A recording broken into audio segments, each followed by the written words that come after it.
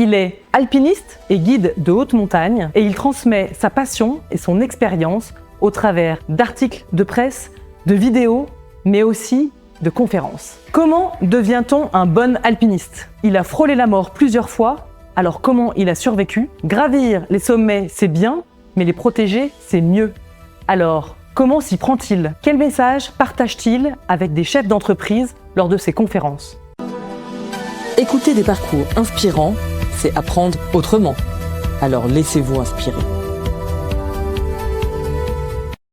Bonjour Christophe. Bonjour. Je suis super content d'être avec toi. En plus, tu nous reçois chez toi, dans un cadre sublime, au milieu des montagnes. Alors un grand merci. Et on va démarrer par... En fait, c'est pas toi qui vas te présenter, mais c'est moi qui vais le faire. Ok? J'ai préparé un petit texte et j'adore démarrer par une citation. Alors pour toi, j'ai trouvé « Là où il y a une volonté, il y a un chemin ». C'est une citation d'Edmund Hillary, le fameux premier homme à avoir conquis l'Everest. Et s'il y a bien un homme qui incarne cette phrase, c'est toi, Christophe Dumarest. Alpiniste et guide de haute montagne, tu ne te contentes pas de suivre les traces des grands alpinistes. Tu en crées de nouvelles. Expédition aux quatre coins du monde, sur d'itinéraires mythiques, tu ne grimpes pas seulement des sommets, en plus, tu les racontes et avec une passion contagieuse. Car tu écris des articles dans la presse spécialisée, tu es conférencier et tu réalises même des films. Mais tu es bien plus qu'un homme des cimes, tu es aussi un homme de valeur. Tu consacres ton énergie à des causes qui te tiennent à cœur, comme Ocean Peak, qui aide les jeunes en difficulté notamment, ou encore Act for the Summit, un projet pour la préservation des montagnes. Parce que gravir des sommets, c'est bien, mais les protéger, c'est encore mieux. Donc, préparez-vous à prendre de la hauteur. Prêt pour l'ascension?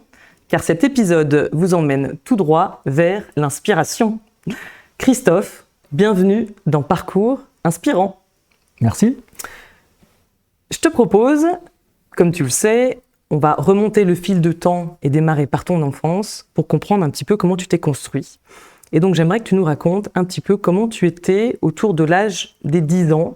Si je ne me trompe pas, tu étais entouré de serpents.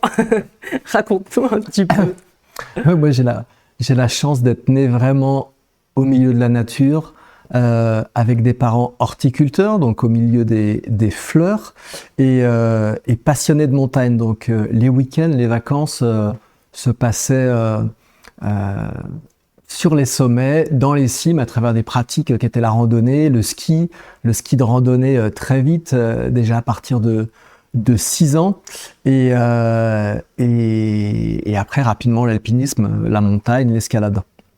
Et c'est vrai que ces pratiques étaient quand même assez singulières par rapport aux jeunes de mon âge qui allaient plutôt dans des parcs d'attractions, qui étaient sur des pratiques un peu plus conventionnelles. Voilà, moi je revenais le teint buriné de haut sommet avant 10 ans et voilà. Je crois que tu avais déjà fait plus de 4000 oui, c'est ça. Avant tes 10 ans. Avant mes 10 ans, ouais.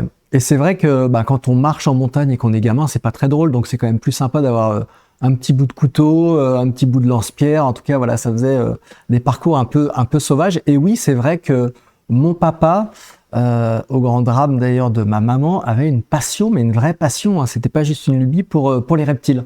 Ok. Donc voilà, je me souviens de grandes périodes de petites chasses et d'observation de reptiles qu'on trouve dans nos montagnes. Donc c'est différentes variétés de couleuvres, de vipères. Et après, ça s'est étendu à des animaux un petit peu plus lointains qu'on avait à la maison. Donc oui, il y avait boa, python à la maison. Ouais. Et tu dis même que tu avais un piolet comme hochet. J'avoue, j'adore cette... Non, mais oui, encore une fois, c'était singulier. J'ai commencé en ski de randonnée à 6 ans avec des gros dénivelés. Je me suis retrouvé dans des refuges dans les vallées de Zermatt, de Zinal, au Muntet, avec des grands barbus en salopette. Et moi, j'étais tout petit, quoi, avec mon frère qui avait 2 ans de plus. Et d'ailleurs, mon papa qui se faisait des fois un peu réprimer, interroger sur le fait qu'il y ait 2 jeunes enfants comme ça dans ces refuges de haute montagne, de haute altitude. Donc voilà, tout ça participait en effet d'une enfance un petit peu singulière. Quand je revenais de l'école et que le boa ou le python était sorti du vivarium et qu'il était en travers de la porte, prêt à s'échapper, et que j'arrivais avec un copain de l'école, tout ça participait à forger une certaine réputation. Ouais. En tout cas, à l'école primaire. Et déjà à cette époque-là, tu te disais que la montagne, tu voulais en faire un job ou... Non, alors il y a plein de souvenirs heureux de nature, de bivouac, de camping et d'autres un petit peu moins. Hein. Je me souviens de grandes onglées aux pieds, aux mains, de dénivelés interminables, de longues heures d'attente, parfois attendre les parents sur une pierre en plein milieu de montagne avec mon frère parce qu'ils allaient faire le sommeil et qui nous laissaient, ce qui serait complètement inimaginable aujourd'hui, je pense. On parlerait même de maltraitance. Mais bon, voilà, tout ça participait à une forme de... d'oisiveté en pleine nature qui n'était pas forcément désagréable, mais pas non plus tout le temps très heureuse. Voilà, faire des grands dénivelés quand on est gamin, la randonnée, la marche. Oui, il y a un monde où on a marre. Ce qui est le plus fun. donc voilà, mais bon, en tout cas, ça a participé de la construction d'un état d'esprit, d'un rapport à l'effort, d'un rapport à la nature, vraiment d'un rapport à ses reliefs. Ouais. Tu as fait des études de lettres, et puis après, tu as intégré une école pour sportifs de haut niveau. Oui, alors finalement, l'école, c'était assez compliqué. Hein. Il y a un rapport à la contrainte, au fait d'être assigné à résidence sur une chaise de 8h du matin à 17h avec cette énergie qui bouillonnait, une forme d'urgence de vivre en fait, et puis la volonté d'être dehors. Je pense à un rapport aussi un peu affectif aux enseignants. Il fallait qu'il y ait un lien qui se crée. Si ce n'était pas le cas, ça allait être compliqué d'extraire le meilleur de moi-même. Enfin, tout ça pour dire que cette scolarité, elle a été un petit peu chaotique. En tout cas, pour moi, ça a été compliqué. Donc oui, quand j'ai découvert les lettres et la philosophie, là, ça a été quand même une révélation. Donc dans ce parcours qu'on peut qualifier pas de cancre, mais très en dents de scie, ces deux matières-là m'ont marqué parce que pour moi, c'était des matières extrêmement concrètes et en lien avec la vie, avec les grands sujets de la vie qui m'intéressaient. Ensuite, un retour via les équipes d'abord régionales d'alpinisme, puis nationales, qui sont un peu nos équipes de France. Un retour vraiment important dans la montagne, dans l'alpinisme, de toutes ces pratiques qui étaient restées un petit peu en jachère pendant l'adolescence, que j'ai un peu délesté, voilà, pour le ski, pour le snowboard, sont revenus extrêmement rapidement, étant donné que ça avait été mon terreau, le substrat vraiment de l'enfance. Donc là, ça a rejailli de manière très importante et sous une forme un peu d'excellence, parce que voilà, on parle de sélection nationale d'alpinistes. Et là, je suis reparti à fond dans la montagne et du coup, je suis parti sur un DUT aménagé en 3 ans à la place de 2 au sein d'autres sportifs qui venaient de différents horizons, de différentes pratiques. Et tu sentais que tu avais des prédispositions et des facilités par rapport à d'autres copains ou... Oui, alors moi, la montagne, j'ai commencé dans le ventre de ma mère. Hein, donc voilà, et je pense que j'entendais parler de montagne déjà à ce moment-là. Sur ce sens de la montagne, de l'itinéraire, de ces terrains, de pierriers, de névés. Oui, ça a été vraiment toute mon enfance. Et même ces différentes pratiques de l'escalade, de l'alpinisme. Donc voilà, encore une fois, si ça avait été nourri par des clubs, par un entraînement plus important dans cette période adolescente, je pense que le niveau a été encore largement supérieur. Je pense que là, il y a une petite perte de temps, une petite perte un petit peu pas d'errance, mais en tout cas des nouvelles expériences. Il y a eu, voilà, les amis étaient très présents. Il y a eu aussi la découverte d'autres pratiques comme le surf, le snowboard. Mais en tout cas, quand j'y suis revenu, oui, c'était là. C'était là et du coup, moi, j'étais surpris dans cette sélection pour ces équipes nationales d'alpinisme de finir deuxième. Alors que j'y croyais pas. Pour moi, c'était des équipes de rêve. Là, c'était le début d'expéditions un petit peu sponsorisées, d'un encadrement avec des coachs, d'une émulation au sein d'une équipe de jeunes vraiment talentueux. Donc voilà, quand j'ai été sélectionné dans ces équipes, c'était vraiment voilà, une excellente nouvelle. Ouais. Est-ce qu'il y a un moment particulier où tu t'es dit « Ok, là c'est ma voie, je le sens bien ». Je sais pas. En même temps, oui, la vocation, elle est toute tracée. Il y a même une forme d'atavisme en fait. Voilà, je pense que mes parents et notamment mon papa auraient rêvé d'être alpiniste, rêvé d'être guide, rêvé d'être un grand guide. Finalement, ma maman, qui a aussi cette sensibilité, alors moins pour l'alpinisme, mais pour la montagne, était ravie. Moi, j'ai vu que cette pratique aussi de l'alpinisme, étonnamment, faisait une forme d'unanimité. C'est-à-dire que c'est quand même une pratique qui pourrait être remise en question. On joue sa vie, on prend des décisions à un certain moment, notamment quand on est jeune, sur une base d'expérience qui n'est pas du tout épaisse, qui est même parfois extrêmement mince. Et c'est là où il y a du danger en montagne. C'est quand vos capacités physiques, techniques et morales dépassent cette expérience. Et on peut résumer l'alpinisme à une suite de choix et de décisions. À quelle longueur de corde je m'encorde, à quelle heure je me réveille, quel est le choix de mon compagnon de cordée, quel matériel je prends, est-ce que je vais à gauche, est-ce que je vais à droite, est-ce que je mets une protection. La différence avec d'autres pratiques, c'est que si cette décision n'est pas bonne, l'enjeu peut être vraiment radical, quoi. C'est-à-dire la mort. C'est ta vie qui est en jeu. Et là, j'étais quand même assez surpris de voir que cette pratique de l'alpinisme, assez radicale, assez extrême, faisait totalement l'unanimité. D'abord au sein de ma famille, mais même au sein de la société, quoi. Donc oui, tout ça m'a encouragé. Après, est-ce que c'est vraiment une vocation ? Aujourd'hui, j'en fais mon parti et vraiment, je m'épanouis dedans. Mais est-ce que vraiment j'étais fait pour ça ? Quel est le rapport au conditionnement ? Quel est le rapport au choix dans cette direction ? Donc tu as fait cette école, tu as eu ces sélections, tu as fait tes premières expéditions et la découverte un petit peu aux quatre coins du monde de ce qui pouvait se faire. Est-ce que tu peux nous raconter un petit peu tes premières expéditions ? Et je crois que tu as eu quelques déboires au début. Oui, alors là, c'est vraiment il y a une grosse période d'émulation là. Je rentre dans ces équipes, j'ouvre mes premiers itinéraires dans les Alpes. C'est les premières parutions aussi médias, les premières couvertures de magazines. C'est le début du sponsoring, des premiers partenariats. Donc, je trouve ça très agréable. Je suis assez sensible au fait d'avoir cette reconnaissance, déjà personnellement pour moi, parce que tout ça redore une estime personnelle, une estime de soi qui, je pense que voilà, dans mon parcours a pu être un peu cabossé. Je parlais de l'école, mais voilà, donc là, moi, je retrouve une forme de confiance, je retrouve une confiance de mes pairs, une reconnaissance de la famille, je le disais, de la société, donc ça m'encourage à continuer. Et les sponsors, ils sont arrivés parce que tu avais ouvert des voies où tu étais le premier à l'avoir fait ? Comment ils sont venus à toi ? Les sponsors arrivent parce qu'il y a une légitimité, parce qu'il y a une crédibilité qui passe par des performances. Le fait de faire partie de ces équipes en est une, le fait d'ouvrir des nouvelles lignes, des nouveaux itinéraires dans ces Alpes qui ont été quand même bien parcourues. Alors, d'abord les sommets, ensuite les arêtes, et puis finalement les faces, puis après les voies vraiment les plus abruptes et les plus directissimes dans ces faces. En tout cas, il en restait quelques-unes. Moi, j'ai pu m'encorder avec un grand alpiniste qui s'appelle Patrick Gabarou, qui est un ami qui a ouvert 300 lignes dans le massif du Mont Blanc et partout sur la planète.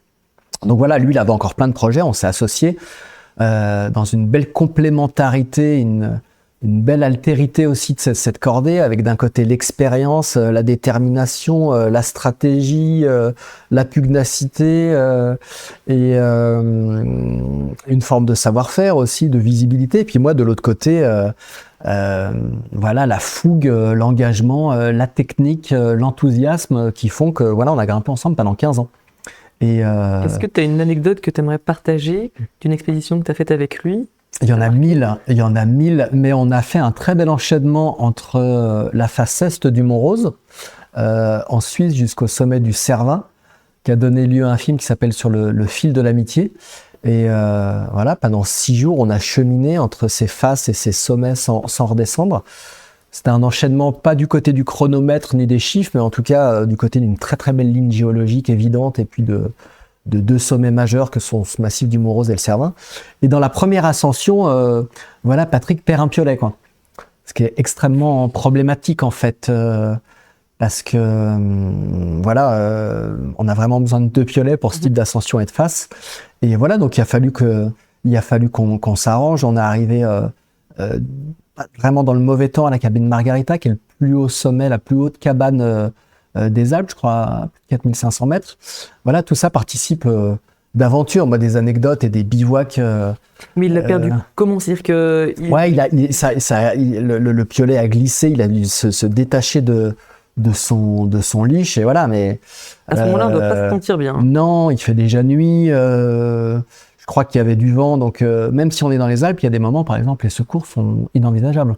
quand il n'y a pas de visibilité ou du vent qui se lève au-delà de 40 km/h, l'hélicoptère ne peut pas venir. Donc, si vous avez des températures vraiment négatives et un vent du nord de quelques dizaines de kilomètres/heure, en une demi-heure sur un sac à dos blessé, c'est terminé en fait. Donc voilà, on a beau être dans les Alpes, dans des endroits finalement relativement accessibles et pas au fin fond de l'Himalaya, finalement ça peut vite être l'aventure. Comme tu le disais, une moindre décision ou un faux pas, directement tu es confronté à une situation qui peut Oui, vriller. c'est ça. Enfin voilà, moi à 45 ans, j'ai enterré beaucoup plus de compagnons de cordée que si j'avais été militaire ou soldat professionnel, même dans les commandos à l'armée. Il n'y a aucune comparaison, il n'y a aucune mesure. Quant à Patrick, je me souviens que chez lui, il y a un mur de ses compagnons de cordée disparus. Bon voilà, tout ça est vertigineux, quoi. Donc oui, les conséquences sont radicales. Et en même temps, paradoxalement, nous, on ne va pas en montagne pour rechercher du danger. On y va plutôt pour se confronter à nos propres limites, évaluer des risques, mettre ces dangers, ces risques objectifs que sont les chutes de pierre, les avalanches, les chutes en crevasse, la foudre, le mauvais temps, et puis des chutes de pierre à distance, pour évoluer volontairement dans un environnement hostile, mais paradoxalement pour se sentir vivant.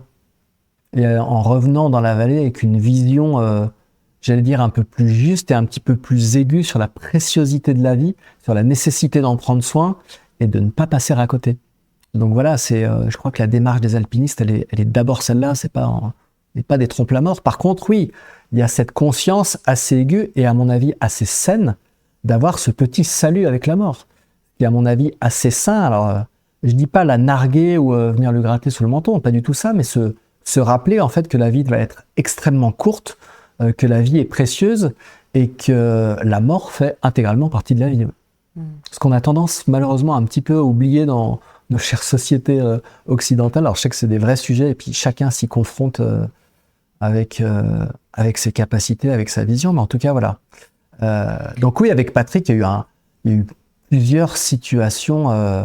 Voilà, à un moment on voulait ensemble grimper une cascade de glace très raide, très délicate, d'un tube. Imaginez un stalactite et un stalagmite qui se connectent. Tout ça forme une espèce de cigare décalé du rocher. Bon voilà, Patrick était partant, moi un peu moins. Je regardais la température, on a hésité. Finalement, moi j'ai pris la décision de renoncer. On allait sur un autre objectif et pendant qu'on grimpait à côté, tout est tombé. Toute la structure s'est effondrée, quoi. Donc voilà, c'est des fois je parlais de choix, de l'importance du choix, de la prise de décision, qui est sous-tendue par une expérience qui va nous permettre de faire justement ces bons choix. Là, il faut que ce soit les bons. Il faut que ce soit les bons. Et il y a des conditionnements, il y a des techniques en amont. Dire comment tu prépares une expédition? Alors, la préparation d'une course ou d'une expédition, elle est vraiment importante.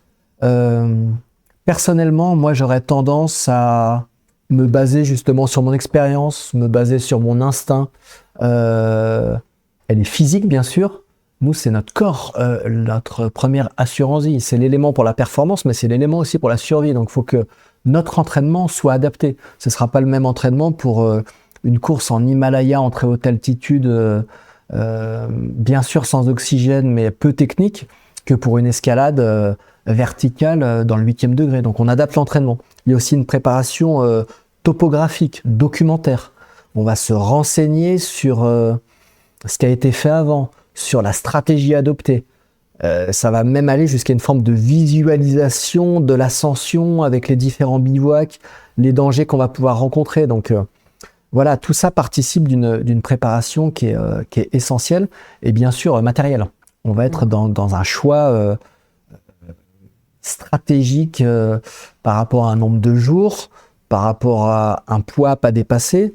Nous, on part pour le Vendée Globe, pour la route du Rhum, on va passer le Cap Horn et le Triangle des Bermudes. La différence, c'est qu'on est sans bateau, c'est-à-dire à la nage en fait. C'est ça la haute altitude. Je parle de la haute altitude, on est bien sûr sans oxygène, sans corde fixe et sans Sherpa, dans une approche que nous, les alpinistes, appelons by fair means.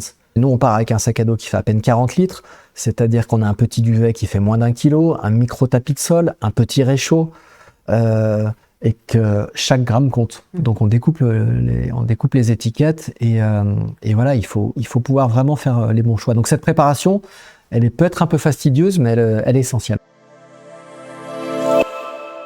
En 2004, tu vas commencer à écrire des articles pour des magazines spécialisés. Tu vas devenir, je crois, rédacteur en chef, co-rédacteur en chef d'un magazine qui s'appelle Vertical. Ouais, tout à fait. Alors, moi, c'est vrai que, en tout cas, par rapport à la montagne, le fait de rêver, de grimper et de le partager, pour moi, ça a toujours été, j'ai l'habitude de dire, différents versants, mais finalement, qui arrivent sur la cime d'une même montagne. Ce qui n'est pas le cas de tous les alpinistes. Les alpinistes, des aventuriers extrêmement discrets, qui parlent très peu de leurs ascensions. Alors pendant, je pense que c'est pas une très bonne idée, parce que quand on grimpe, il faut pouvoir être concentré sur l'escalade et pas sur les caméras, l'hélicoptère ou les équipes de tournage. Ça fait pas très bon ménage pour les performances en montagne, même si certains peuvent y arriver et s'en sortir pas trop mal. Et après, il y en a, encore une fois, qui communiquent extrêmement peu. Soit parce qu'ils sont pas du tout dans une démarche médiatique et professionnelle de la montagne, soit parce que c'est leur jardin secret, que ça leur appartient, qui sont dans une pure démarche 100% amateur, qui le font vraiment pour eux et qui a absolument aussi très peu de besoin de reconnaissance. Moi, c'était différent. J'ai toujours vraiment apprécié la phase amont, c'est-à-dire la phase où on rêve, la phase où il y a une préparation du projet. On est en train de le fomenter. C'est vraiment dans la période amoureuse, c'est toute la phase avant de se toucher, quoi. Alors voilà, elle peut être frustrante, mais en même temps, elle est délicieuse, notamment pour ces enchaînements alpins qui sont très variés, qui compilent une approche esthétique, technique, éthique, historique. Et voilà, on constitue un parcours dicté par une ligne géologique, par un alpiniste, comme ça peut être le cas avec Walter Bonatti. Et voilà, on prépare son projet. C'est pas juste monter, descendre. Et ça, je trouve ça très chouette. Après, il y a toute la phase où on grimpe. Alors c'est pareil, sur ces enchaînements au long cours, ça permet de rester longtemps en montagne, d'être dans une immersion qui est importante. Pas juste une petite incursion vite en haut, vite en bas, mais vraiment de vivre en montagne, de dormir en montagne. Et là, il y a une vraie transformation qui se passe. Voilà, on est sur un mode de pèlerinage, en fait. C'est des Saint-Jacques-de-Compostelle, mais en haute altitude. Donc là, il y a émotionnellement, physiquement, j'allais même dire presque spirituellement, il se passe des choses importantes. Et du coup, on ramène une matière aussi importante en termes de souvenirs, mais aussi en termes de photos, de vidéos, pour le partager. Et moi, j'ai toujours apprécié le fait de le partager. Et de faire passer d'autres messages, des messages un peu plus épais, un peu plus consistants, et qui continuent aujourd'hui à m'animer. Que ce soit avec le métier de guide de manière extrêmement concrète avec mes clients, avec des articles, avec les films ou avec les conférences. Je pense que le dénominateur commun est celui qui me motive le plus aujourd'hui dans le fait de communiquer, c'est celui-là. Et justement, donc tu as démarré par commencer à écrire des articles spécialisés, donc dans cette notion de partage, et ensuite tu as fait aussi pas mal de documentaires et de films. Oui, alors là les lettres, on parlait de Vertical rédacteur en chef adjoint, mais c'est vrai que assez vite après, il y a eu cette volonté de partager. Il y a eu ces films qui étaient aussi une manière de renvoyer l'ascenseur aux partenaires. C'est-à-dire que les partenaires vous offrent du matériel, des moyens financiers. Il faut qu'il y ait un échange. Donc l'échange, c'est la visibilité. Elle passe par des articles, des magazines, mais aussi par des films. Et l'avantage des films par rapport à l'écriture, c'est que c'est un travail en équipe. Et que, en ce qui me concerne, moi, pour créer, il faut qu'il y ait un rapport à la contrainte assez fort. Okay. Sinon, il ne se passe rien. Et que là, pour un ouvrage écrit, il faut que j'embauche quelqu'un qui me maintienne une arme à feu sur la tempe. Sinon, il ne se passe rien du tout. La deadline, c'est demain. Sinon, je vais dehors, je vais faire du parapente, je vais grimper. Et du coup, je trouve que, en tout cas, la production de ces films, c'était beaucoup plus confortable pour moi parce qu'il y a un réalisateur, il y avait un partenaire qui mettait un budget, qui attendait un résultat extrêmement concret. Il y avait d'autres compagnons de cordée et du coup, oui, c'était un chouette moyen de communiquer. Donc, on a fait un certain nombre de films qui s'appellent Extra Dry, qui s'appelle Le Méridien des Écrins avec Émeric Clouet, un film très chouette qui s'appelle La Voix Bonatti. On a parcouru 3 grands itinéraires de cet immense alpiniste Walter Bonatti dans le massif du Mont Blanc pendant 6 jours. Et là, c'est Bruno Perronnet qui a réalisé un très beau film, qui a eu un écho assez important, en tout cas vraiment européen, en remportant un certain nombre de prix.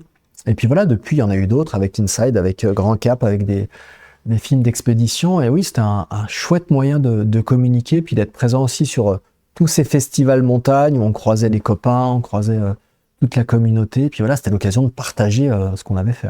Dans une de ces expéditions filmées, il y a eu un moment où, parce que vous êtes préparé au danger, vous êtes préparé à ces prises de risques. Est-ce que pour faire ce type de film, il y a des prises de risques qui sont moindres?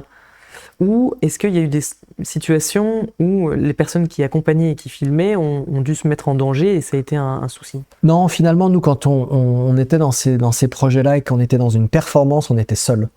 Les équipes de tournage, elles venaient avec leur propre autonomie. S'il y avait un cadreur ou un photographe, soit il était dans l'hélicoptère à l'époque, sinon il était sur le terrain, mais encadré par un guide, et sur des performances beaucoup plus... il faisait les approches, en fait. Il nous accompagnait au pied des faces, mais il ne pouvait pas nous suivre dans la face. Ça, c'est peu produit. Finalement, il y a très peu de cadreurs ou d'alpinistes qui ont pu le faire. Je me souviens d'Evrard Vandenboom, qui est un ami cadreur photographe, qui avait suivi l'équipe de Stéphanie Baudet, Arnaud Petit, dans une face, dans plusieurs jours, dans le Salto Angel, mais c'est assez rare. C'est assez rare qu'ils nous accompagnent, donc finalement, ils sont peu en danger. Non, finalement, le danger, il vient plutôt des protagonistes, c'est-à-dire nous. Et encore une fois, ces projets et ces décisions, elles ne devraient pas interférer ni avec des appels d'équipes de tournage, des contraintes de photographes, des contraintes de cadreurs, des contraintes de producteurs, et encore moins des pressions de partenaires. C'est-à-dire que quand vous montez une expédition chère, par exemple en Himalaya, il y a la nécessité d'avoir un certain nombre de sponsors, de partenaires, qui souvent mettent aucune pression, mais nous on sait très bien que le meilleur moyen de leur renvoyer l'ascenseur et d'activer la seconde, c'est de réussir. Sachant qu'en montagne, quand vous partez dans une phase de 2500 mètres, 50 mètres avant le sommet, c'est une tentative, c'est un échec. C'est le sommet ou rien, c'est très binaire, on est dans des systèmes assez manichéens, quoi. Donc, pour ça que dans l'histoire de l'alpinisme, il y en a qui sont un petit peu arrangés avec la vérité ou qui ont un petit peu débordé. Voilà, il y a des cas assez célèbres. Ce que je veux dire, c'est que finalement, cette décision, quand vous avez de la neige jusqu'au milieu du ventre, que c'est avalancheux, quel que soit le partenariat, quelle que soit l'envie de faire plaisir à qui que ce soit, il faut que ce soit entièrement notre décision. Mais forcément, ces interférences, ces liens peuvent avoir une influence. Donc c'est là où, en fait, c'est pour ça que finalement la grande médiatisation et j'allais dire des sponsorings importants font relativement mauvais ménage avec l'alpinisme et avec l'himalaïsme. C'est-à-dire qu'il faudrait pouvoir garder une forme de pureté un peu dans cette volonté d'aller sur les montagnes, même si forcément elle est mêlée, une forme de pureté dans ce rapport au partenariat. Il faudrait vraiment avoir quasiment des cercles de mécènes qui n'attendent absolument rien, qui vous disent « moi je te soutiens, tu sais que tu peux compter sur telle somme par an, tu fais ce que tu veux, moi je compte sur toi, j'ai confiance, aucune pression ». Mais en fait, ça marche pas comme ça. On parle d'investissement, sponsoring, marketing. Si je mets 200 000 sur un individu, normalement, en tout cas si c'est du sponsoring et pas du mécénat, il faut qu'il y ait un retour sur investissement. Peut-être juste un mot, il y a eu le fameux Inoxtag qui a été diffusé. T'en as pensé quoi, vu qu'on est en train de parler justement de ce qui est filmé, sponsoring, haute altitude?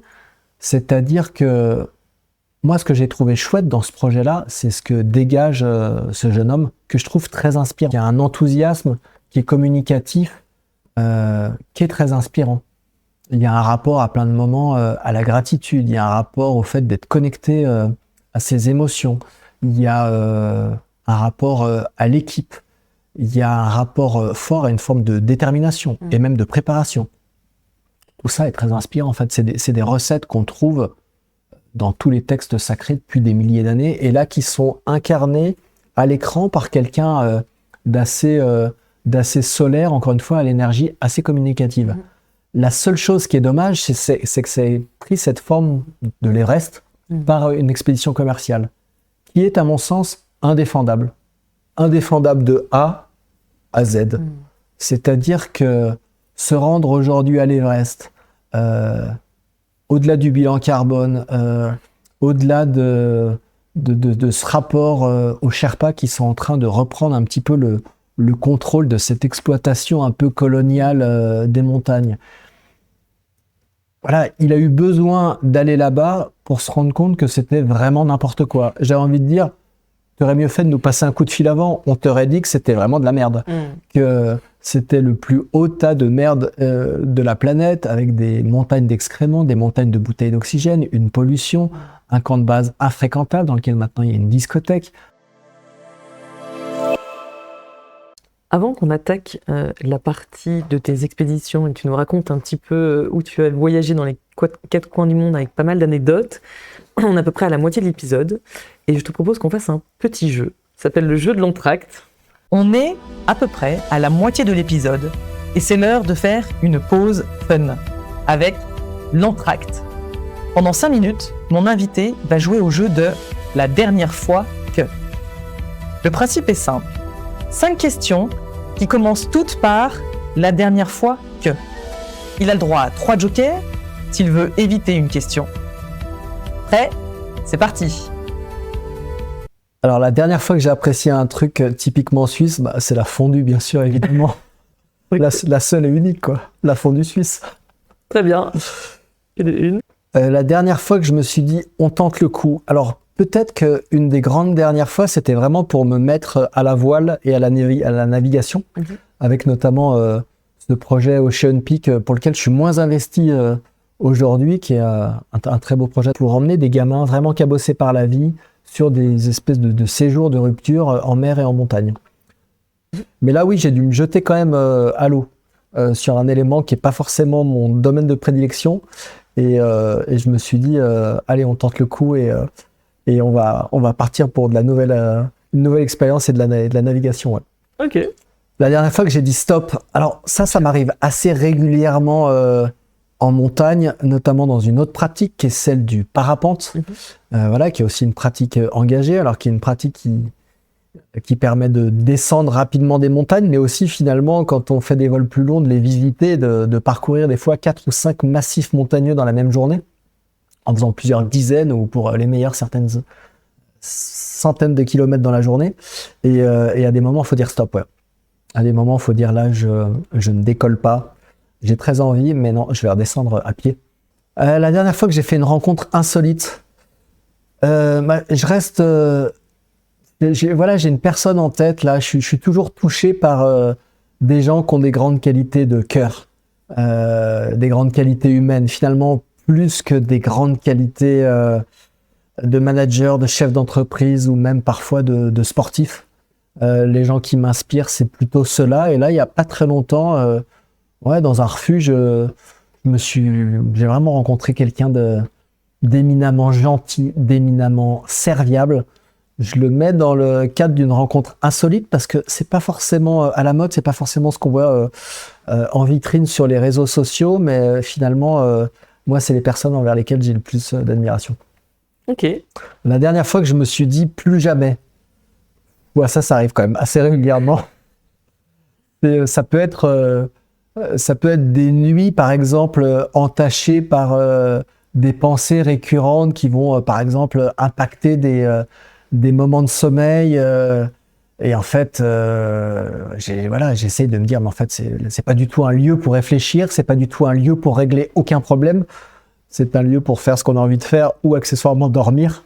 Mais donc voilà, oui, il y a des injonctions ou des souhaits, des schémas mentaux, des comportements qui sont toujours là où j'aimerais bien me dire ça maintenant, là, à 45 ans, plus jamais.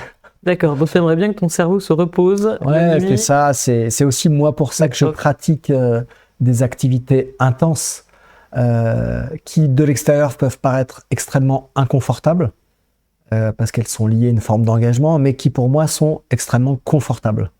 Parce qu'il y a un alignement du corps, de l'esprit et même de l'âme qui fait qu'on expérimente une forme d'instant pur, un ici et maintenant, qui est la seule vérité du temps d'ailleurs.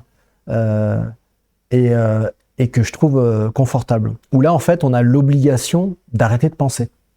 Et je trouve que c'est beaucoup plus facile en grimpant qu'assis en tailleur au pied d'un arbre. C'était l'entracte, sponsorisé par la société suisse infiniprinting.ch, qui a imprimé ce jeu de cartes pour nous. Vous avez aimé ? Dites-le en commentaire et surtout, proposez vos idées de questions la dernière fois que pour les prochains invités. J'aimerais qu'on attaque les différentes expéditions et courses que tu as faites. Et il me semble que tu as frôlé la mort plusieurs fois. Est-ce que tu aimerais partager avec nous certaines expériences de vie et leçons que tu en as apprises ? Ah oui, c'est sûr que finalement, moi, j'ai eu beaucoup de chance. Alors, comme je le disais, il y a toute une partie des dangers en montagne qu'on appelle, nous, les dangers objectifs, c'est-à-dire les dangers sur lesquels on n'a pas de prise et qui sont les plus inconfortables. Je parlais d'avalanches, de chutes de pierres, de chutes de sérac, ces masses de glace qui sont poussées par le glacier et qui peuvent tomber de manière inopinée. Des changements de temps où la foudre, si elle n'était pas prévue, des chutes de pierres. Et là, bon, voilà, à des moments, on est au mauvais endroit, au mauvais moment. Et oui, donc là, il y a un certain nombre de pierres qui sont passées, par exemple, pas très loin, quoi. Alors parfois, on y est pour rien, et parfois, on est aussi finalement co-responsable. C'est-à-dire que c'est jamais un hasard si on est à un instant T, à un endroit donné, quoi. Il y a une forme de responsabilité induite par une décision qui a été prise. Et oui, je me souviens, par exemple, d'une descente extrêmement inconfortable en Patagonie, sur un choix qu'on devait faire d'itinéraire de descente où on n'était pas exactement d'accord avec mon compagnon de cordée. Finalement, on a fait le choix de la descente d'un itinéraire qui était extrêmement encaissé, canalisé, et pour une descente en rappel d'une journée. Hein. C'est-à-dire qu'on ne parle pas de 3 ou 4 rappels, mais d'une trentaine de rappels, 27 rappels.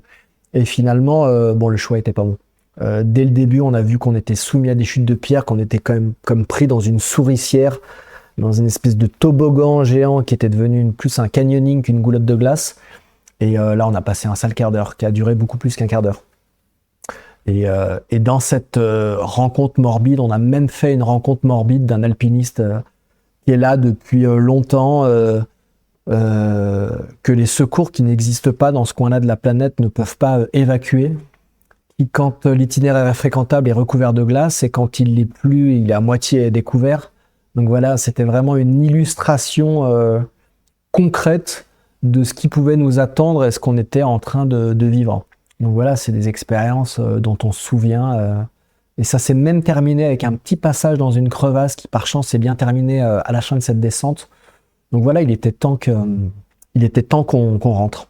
Et vous avez découvert qui c'était ?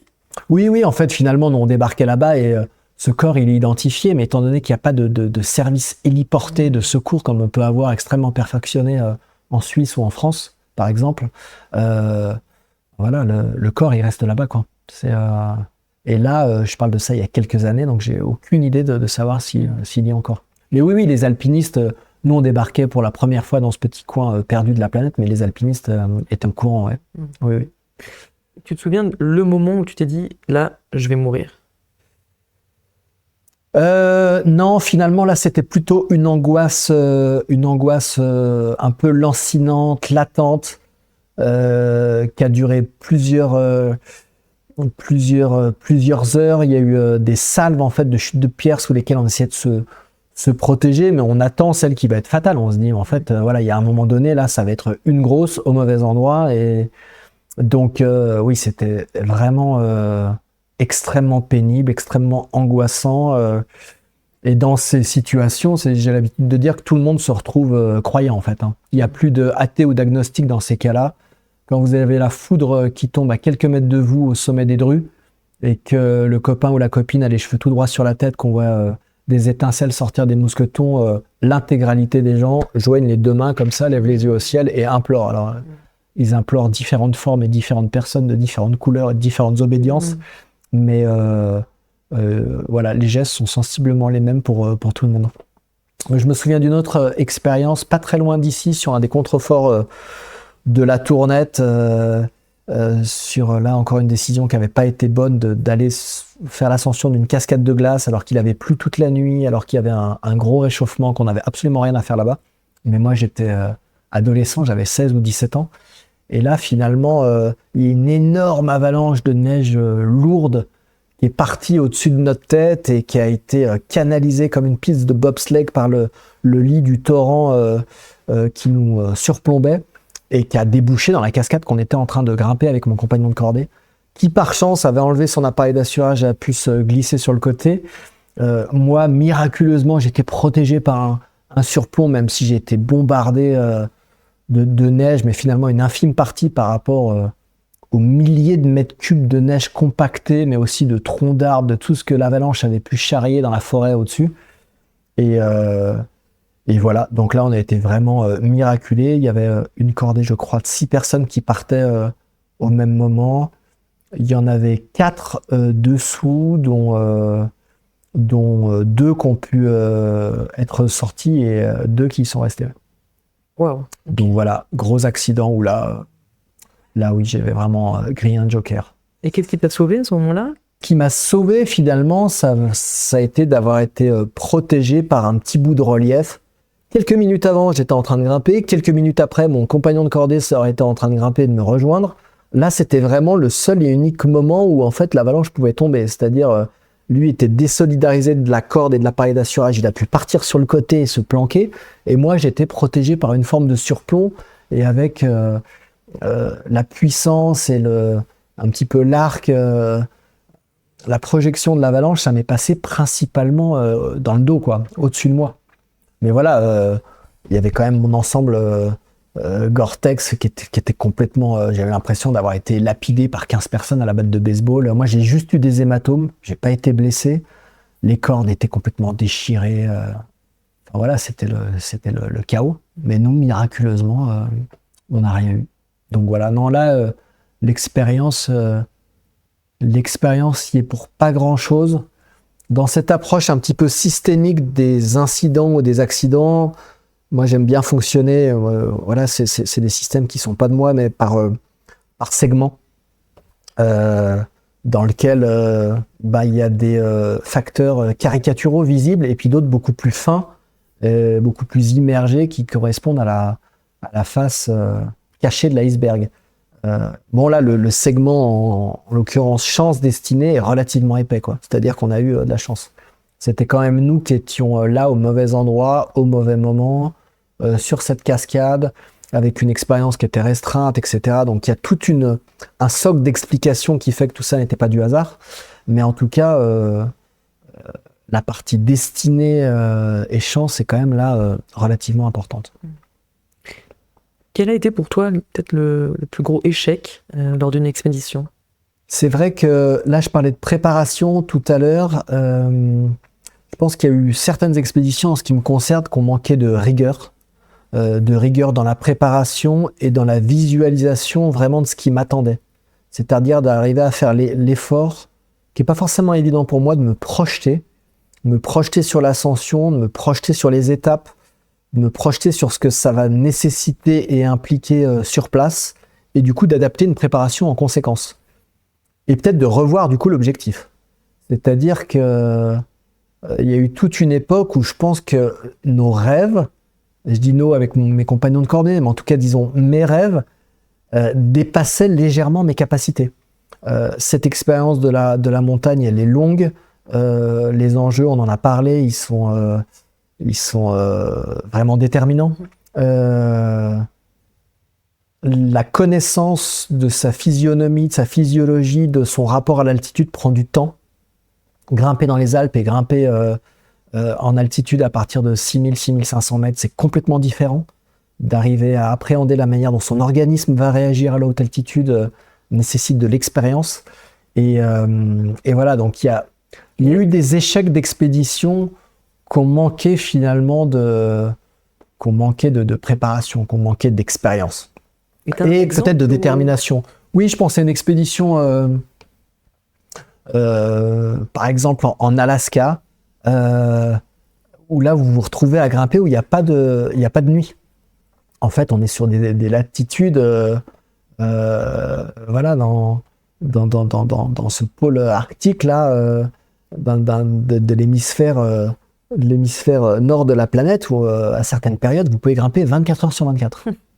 Donc, pour nous, c'est génial parce qu'un des obstacles, c'est la nuit. Donc là, nous, on arrive, et je sais qu'avec mon compagnon de cordée, dans notre gestion de l'effort, on est parti trop fort, trop vite, dans la même logique que les Alpes, c'est-à-dire vite en haut, vite en bas. Plus rapide on est, moins de temps on passe sur la montagne, plus on réduit finalement l'exposition. Seulement là-bas, les montagnes sont absolument incomparables avec celles des Alpes. C'est des montagnes king size, et finalement, notre gestion de l'effort n'a pas été bonne. On aurait dû partir plus lentement, s'imposer, s'obliger des pauses pour manger, pour dormir. Et voilà, là, on s'est retrouvé à grimper certaines longueurs au mauvais moment, sur des longueurs extrêmement exposées. Moi, je me souviens de passages vraiment limites, et avec une gestion de l'effort et de la fatigue qui n'a pas été bon. Donc, on s'est retrouvé même à redescendre, alors que là, pour le coup, les conditions, et notamment les conditions météorologiques qui sont pour nous déterminantes, étaient bonnes, mais c'est nous qui étions essorés mentalement et physiquement. Donc oui, là, on peut parler quand même d'échec, en fait. D'échec dans notre gestion de l'effort. Hein. Est-ce que pour toi, il y a un indispensable quand tu pars en expédition que tu emmènes tout le temps avec toi? Ouais, je pense que c'est le fromage. Hein. Ok. Non, mais c'est vrai que moi, le rapport à la nourriture, il est quand même important. On se retrouve dans des pays forcément parfois un peu exotiques, en tout cas de cultures des fois diamétralement opposées. Je parlais du rapport au corps. L'alimentation, c'est quand même le carburant. Il faut en même temps qu'elle soit voilà, roborative et puis consistante, et qu'elle nous permette d'apporter les éléments nécessaires à alimenter le moteur, mais il y a aussi un lien sur le moral. Et c'est vrai que quand on est dans ces environnements qui sont hostiles, dans lesquels souvent on a froid, avec une dépense énergétique qui est colossale. L'effort est extrêmement important, et le froid fait qu'on va vraiment taper dans les réserves de manière importante. C'est pour ça que nous, avant de partir en expédition, on essaye, en tout cas moi j'essaie de partir en ayant une masse un peu plus importante. On ne part pas avec un poids de forme limite qui est le même que celui pour des performances en escalade. Il faut partir un petit peu gras avec des réserves. On sait qu'en haute altitude, on va manger très peu. Donc voilà. Donc oui, ce rapport à la nourriture, il est important, et souvent on aime bien des choses un peu grasses, un peu riches. Donc voilà, c'est difficile d'être totalement vegan quand on s'attaque à des hauts sommets. Et le fromage est indispensable. Quelle est pour toi la différence entre un bon alpiniste et un bon alpiniste? Est-ce qu'il y a vraiment des éléments que tu as appris avec voilà, le nombre d'expéditions que tu as fait et ton expérience, la leçon que tu retires de ton parcours concernant l'alpinisme? Je pense qu'il y a autant d'alpinisme qu'il y a d'alpinistes, en fait. Chacun y met un petit peu ce qu'il veut dans cette pratique, qui est une pratique, encore une fois, assez initiatique, parce que il y a énormément à gagner, mais il y a aussi tout à perdre, hein. C'est-à-dire son existence. Et accessoirement, ce qu'on va laisser à côté, en tout cas quand on est père de famille, ce qui est mon cas. Donc oui, aujourd'hui, peut-être la différence avec 20 ans, c'est que je sais que le sommet d'une montagne n'est que le bas de la seconde à gravir, qui renvoie vers le bas de la seconde à gravir, qui renvoie vers une autre montagne. Camus a écrit le mythe de Sisyphe en reprenant un gros mythe de cette pierre qu'on remonte quasiment tout en haut et qui redescend, qui est un peu une allégorie de la condition humaine, en fait, d'un éternel recommencement. Je pense au tonneau des Danaïdes qui est percé de 1000 trous et qu'on remplit. Donc oui, en fait, là c'est pareil, il y en a qui disent qu'au sommet, ne t'arrête pas de grimper, en fait. Voire même qu'il n'y a pas de sommet, en fait. Le seul sommet qui existe, c'est le chemin. C'est le chemin pour y parcourir. Et c'est là où ça renvoie encore sur les moyens et sur cette approche by Fermin, ce qui n'est pas qu'une lubie d'alpinisme de haut niveau. C'est que finalement, la manière d'aborder ces montagnes est totalement centrale. Et la bonne manière, je pense que c'est de le faire avec joie, avec enthousiasme, avec humilité, en se concentrant vraiment sur les moyens et pas du tout sur la fin. En l'occurrence, nous, le sommet ne nous appartient pas. Le résultat ne nous appartient pas. On met toute notre détermination pour, on se concentre à fond pour, mais après, il faut finalement, paradoxalement, être dans une forme un petit peu de lâcher prise en se disant, mais maintenant, non, le sommet, on arrête d'y penser, et maintenant, on se consacre uniquement sur les moyens, quoi. Et voilà, donc aujourd'hui, le conseil que je donnerais, c'est qu'il n'y a pas de sommet, le sommet, c'est le chemin, quoi. Voilà, et bon, voilà, ça c'est des grands termes auxquels j'aspire. Vous aurez bien compris que je n'y arrivais pas et que j'avais toujours besoin de défis. Et voilà, mais en tout cas, oui, ça reste une direction. Tu penses que de devenir père, ça a changé ton regard sur ta pratique? Oui, moi ça l'a changé en fait. La paternité, déjà dans mes jeunes années, juste le fait d'avoir une petite amie, quelqu'un qui tenait à moi, déjà je pense que ça influait sur ma prise de décision. En me disant, mince, là, si vraiment il se passe quelque chose de grave. Et oui, pour les enfants, ça a été une petite révolution. Il y a une expédition en Inde où voilà, mon fils était vraiment très très jeune et je sentais à l'intérieur que j'étais pas en capacité de mobiliser un engagement maximal nécessaire à l'ascension pour la bonne réalisation, quoi. Voilà, mon compagnon de cordée l'a compris et finalement on a changé d'objectif, mais oui, c'est vraiment des questions. Là, quand tu parles en Inde, le risque était trop élevé. C'est des ascensions engagées en fait. Là, on parlait d'une face rocheuse d'environ 1000 mètres de haut, d'un seul tenant. Donc là, on parle de plus de 3 tours Eiffel empilées les unes sur les autres pour se donner un petit peu l'échelle de ce que ça représente en termes d'ascension. C'est monstrueux en fait. C'est des parois qui n'existent pas dans les Alpes.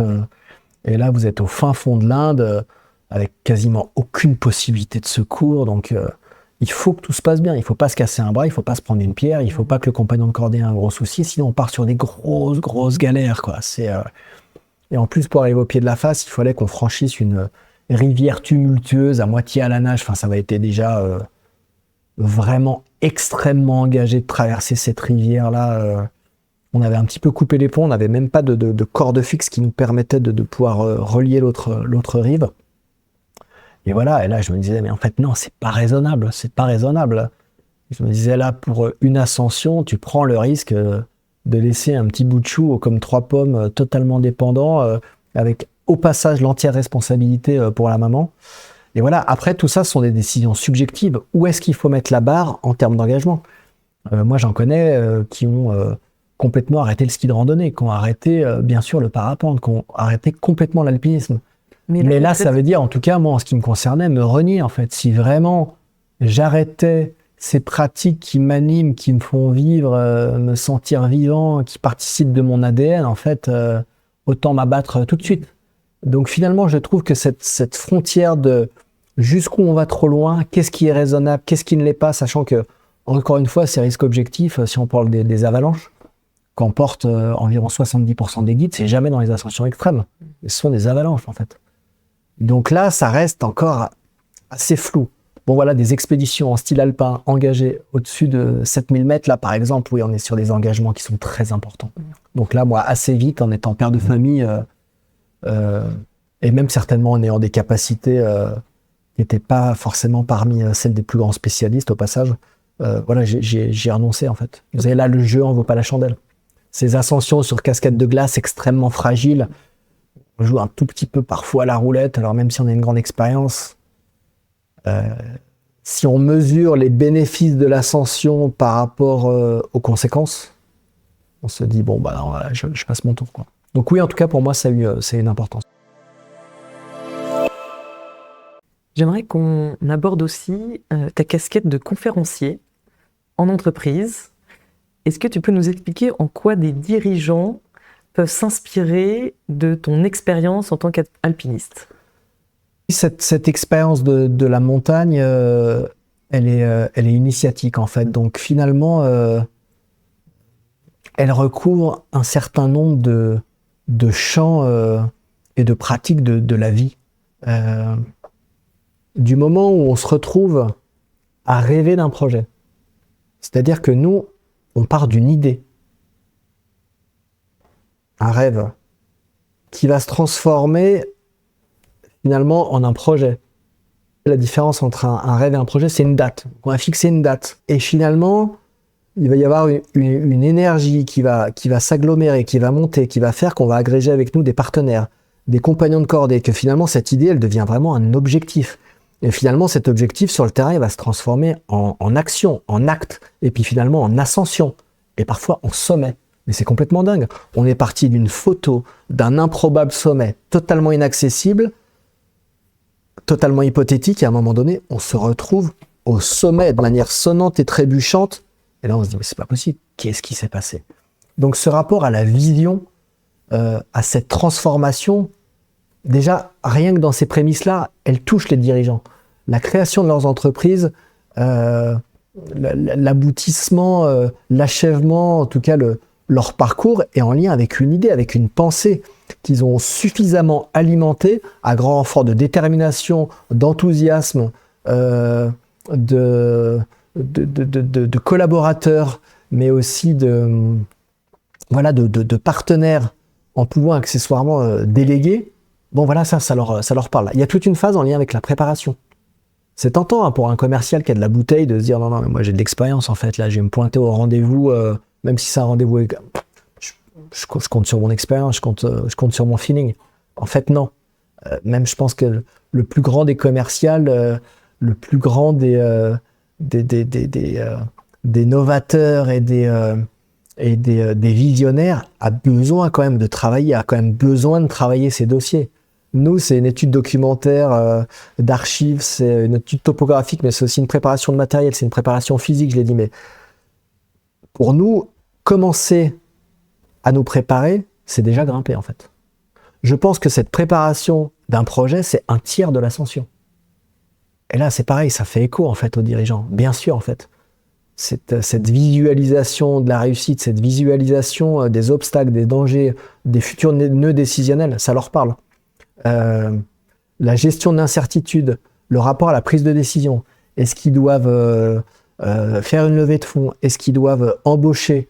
Est-ce qu'ils doivent partir dans une fusion? C'est des décisions qui sont centrales en fait. Nous, quand on leur parle d'un rapport à la décision ou si on se trompe, c'est la mort, ça leur parle, ça connecte aussi. Ils disent, ok, explique-nous, toi, quel est ton rapport au choix à la décision? Les petites subtilités entre le choix et la décision, c'est deux termes un peu différents. Donc là, en tout cas, ils tendent l'oreille, quoi. Comment toi, tu fais tes choix? Comment sont mieux ces décisions? Etc., etc. Puis voilà, il y a bien sûr un rapport à la cordée. Comment passer de l'individu à l'équipe? Là, moi, j'ai besoin que tu nous parles. On a besoin que tu nous parles de ton rapport à la cordée. Parce que pas si évident de faire travailler des gens qui n'ont pas choisi de travailler ensemble. Ils ont été embauchés, mais maintenant, il va falloir qu'ils donnent le meilleur au sein d'une équipe, qu'ils soient à l'écoute. Voilà, moi, je leur rappelle qu'entre mon ami Patrick et moi, on était une cordée totalement équilibrée, avec quasiment le même âge, si ce n'est à 30 ans de différence près. 30 ans de différence près. Et pourtant, notre cordée a fonctionné. Donc voilà, je parle de l'apport de ces polarités, de ces différences qui sont une chance. De tout ce qui est en lien avec l'altérité. Et puis, bien sûr, d'un rapport au dépassement de soi, au mental. Voilà, au fait de faire apparaître sa propre réalité, à la puissance de la détermination.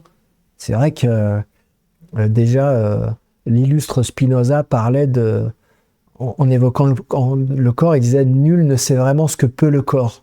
Pas forcément en termes de performance, mais de mystère en fait. Ça reste encore aujourd'hui totalement énigmatique sur ce que peut vraiment le corps. On voit que c'est une espèce de machine complètement dingue dont on connaît finalement toujours pas grand-chose, même si on en sait de plus en plus. Voilà, explique-nous comment tu vas puiser, explique-nous comment tu fais pour ne pas dormir pendant 54 heures dans une ascension non-stop. Explique-nous comment tu fais pour aller un petit peu plus loin. Donc ça, c'est vraiment du management de l'altitude que j'arrive à transposer. Sur chacune des slides, il y a un lien extrêmement direct avec le monde de l'entreprise. Je voudrais qu'on apporte une dernière partie, c'est ton engagement, notamment au niveau environnemental.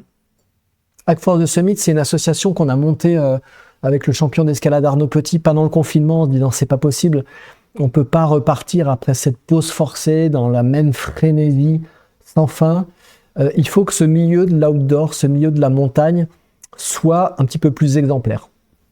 On en avait un petit peu assez aussi de donneurs de leçons qui faisaient des grandes tirades sur ce qu'il fallait faire en vivant et en expérimentant exactement l'inverse. Donc on s'est dit, nous, on va faire un effort pour réduire notre consommation, nos transports et également avoir un certain angle sur notre communication. Et voilà, donc on a embarqué avec nous un certain nombre de signataires parmi les plus grandes personnalités du monde de la montagne et de l'outdoor, de grands réalisateurs, mais aussi de grands sportifs comme Kilian Jornet, pour leur dire vous tentez de faire un effort, de prouver qu'en fait, on peut arriver à du plus avec du moins. Faire des expériences de bivouac dans le coin d'immersion qui vont finalement être parfois beaucoup plus réussies que de coûteux voyages lointains. Et ce qui fait concrètement partie de ta vie et ton engagement, c'est le 1% for the planet? Oui, pareil. Alors le 1% pour the planet, je le mets, enfin là, encore une fois, avec un petit peu de détachement, exactement dans la même catégorie. C'est-à-dire que, oui, bon, ces fonds servent autant à aider des associations de manière extrêmement concrète, qui vont finalement mettre un petit peu des pansements sur des jambes de bois, même si c'est des associations indispensables, qui ont une grande valeur. Je pense que l'enjeu, il n'est pas là. L'enjeu, c'est sur qu'est-ce qu'on veut vraiment dans notre manière de vivre. Et qui est une réflexion plutôt ontologique, poétique, philosophique, pour reprendre les mots d'Aurélien Barraud, sur qu'est-ce qu'on veut comme civilisation. Tant qu'on ne se sera pas posé ces questions-là, on continuera à foncer droit dans le mur avec 10% de la planète qui pollue et qui s'accapare 50% des ressources. Donc le vrai problème, il est là en fait. Ce sont des sujets qui fâchent. Ça renvoie à une forme d'égalité, en tout cas, ou d'inégalité. Ça renvoie à une forme de lutte des classes. Sur pourquoi un micro-pourcentage peut s'octroyer des milliards alors qu'il y en a qui meurent la gueule ouverte. Je pense que le problème écologique, le premier fondement, il est là.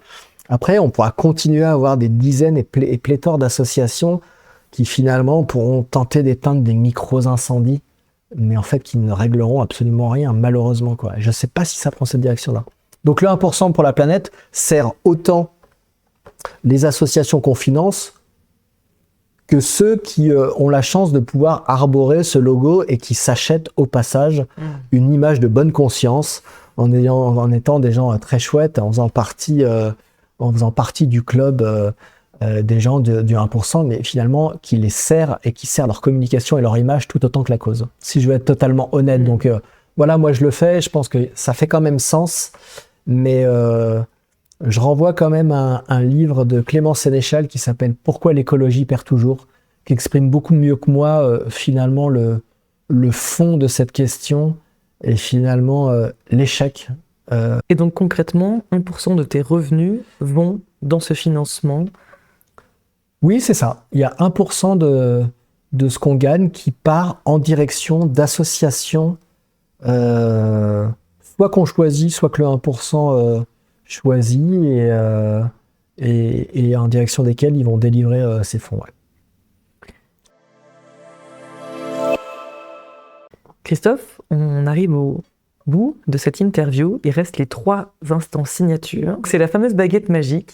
À partir de maintenant, tu as un super pouvoir. Tu peux soit changer quelque chose dans le passé, soit dans le présent, soit dans le futur. Et donc, qu'est-ce que tu aimerais changer ? Là, ce que j'aimerais changer, en tout cas, c'est justement cette conscience de l'humain à ce qui l'environne, à cette nature. Que cette dichotomie, cette dissociation entre d'un côté l'environnement, la nature, et de l'autre côté les humains disparaissent et qu'il y ait une forme de fusion, en tout cas de reconnexion.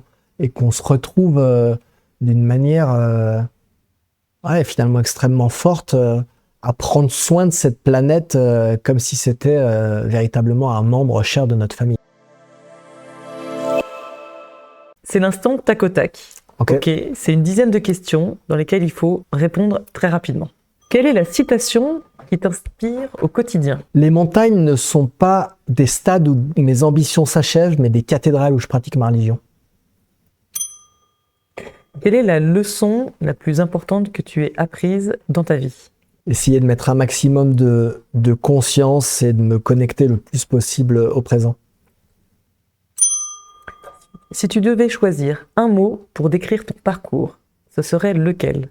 Progression. Quel a été ton plus gros échec? Je pense que je lui mettrais du côté de l'ego, d'une forme d'hubris, d'un manque d'humilité. Quel a été ton plus gros coup de bol? Celui qu'on provoque et, si possible, la réalité qu'on fait apparaître grâce notamment à l'enthousiasme et à la joie. Quelle est ta plus belle rencontre? Certainement avec le Népal, ses habitants, leur qualité de cœur et leur générosité. Quel conseil tu aurais aimé qu'on te donne quand tu étais petit? Essayer de me connecter à ce que je ressens sans en avoir peur et en essayant d'être véritablement à l'écoute.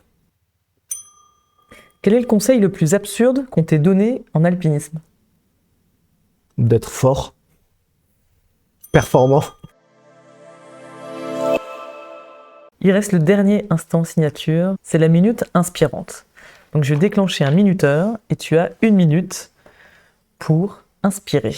Oui, alors moi j'inviterais la communauté à vraiment se connecter à ses envies, à ce qui génère du désir, à ce qui génère de la joie et de se dire que voilà, en tout cas moi c'est ce que j'ai expérimenté avec la montagne, qu'avec de la détermination, avec du travail, parfois de l'acharnement et bien sûr du sens qui va permettre d'alléger ses contraintes et de nourrir le projet, on peut arriver à faire des grandes choses. Que la puissance de ces pensées, de ces énergies positives, de l'enthousiasme permet, à défaut de déplacer les montagnes, de véritablement pouvoir les enjamber. Merci.